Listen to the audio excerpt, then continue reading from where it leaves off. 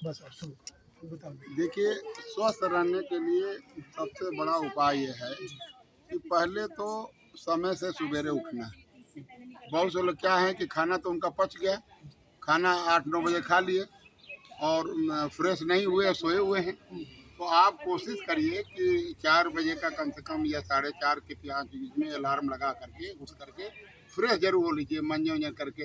यदि आप थके हैं तो फिर दोबारा लेट लीजिए, कोई दिक्कत की बात नहीं। लेकिन ये नहीं कि 8-9 बजे तक सोए हैं, पेट में जो है आप फ्रेश भी नहीं हुए हैं और उससे क्या होता है कि पेट में गैस बनता रहता है। तो आप फ्रेश हों।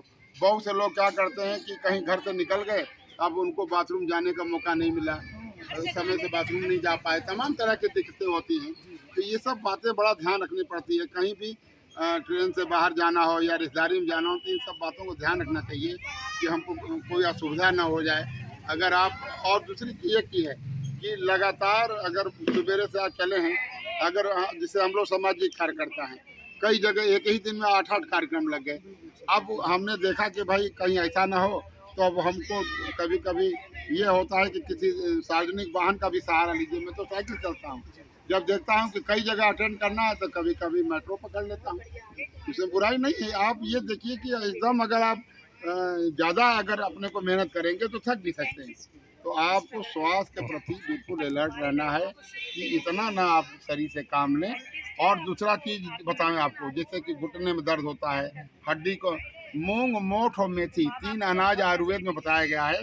मेथी जमने में 3 दिन लगता है, लेकिन अगर भिगो देंगे तो मूंग, मोठ, मेथी तो उसको खाइए तो हड्डियाँ आपकी मजबूत होगी। तो इसी के साथ साथ आपको थोड़ा हल्का फुल्का व्यायाम करिए। अगर आप सप्ताह में रोज नहीं साइकिल से दफ्तर जा रहे हैं तो एक दिन जाने का प्रयास करिए। इससे 2 फायदा होगा कि जो आज 12 तारीख है मैं बताने जा रहा हूँ कि वृक्षदेव भगवान जो ऑक्सीजन दे रहे हैं, तो हम लोग कोशिश करें कि जैसे ग्वाला दूध होता है तो खड़े रहते हैं कहीं पानी नहीं मिला दे, लेकिन वृक्षदेव भगवान जो ऑक्सीजन दे रहे हैं उसको कोई नहीं देख रहा है कि इसमें क्या मिल रहा है। तो हम जितना कोशिश करेंगे एक दूसरे के प्रयास से हम पर्यावरण को स्वच्छ रख सकते हैं, धरती मैया को बचाने में। अब जैसे नदी का है, नदी का जल घर के नहाने में नदी के नहाने में बड़ा फर्क है। नदी में जो स्नान करते हैं वहाँ जो जल है वो अर्थ से जुड़ा हुआ है, और घर में थोड़ा सा नहाए कूद के बाहर आ गए आप, उसमें पानी में जब पूरा शरीर पाता है तो एक अलग, क्योंकि शरीर पंच तत्व है, इसमें जल पाओ गगन समीरा, इसमें जल भी है। तो जल जब जल से मिलता है, नदी में जाता है तो और आनंदित हो जाता है। तो हमको ये ध्यान देना है कि नदियाँ हमारी जब स्वच्छ रहेंगी तो हम स्नान भी करेंगे, स्वस्थ भी रहेंगे।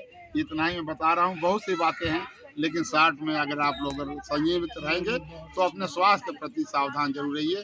फल भी खाइए समय समय से। भोजन भोजन अगर एक चीज़ और बता दें कि अगर शुद्ध हवा अगर मिले, अगर कायदे से, अगर वायु प्रदूषण पर हम लोग कंट्रोल कर लें तो एक ही टाइम भोजन काफ़ी है। 2 टाइम भोजन करने की कोई ज़रूरत नहीं है। ये भी एक प्रयास करना है, अगर शाम को कर रहे हैं तो 2 रोटी घटा ही के खाइए। जय हिंद, जय भारत।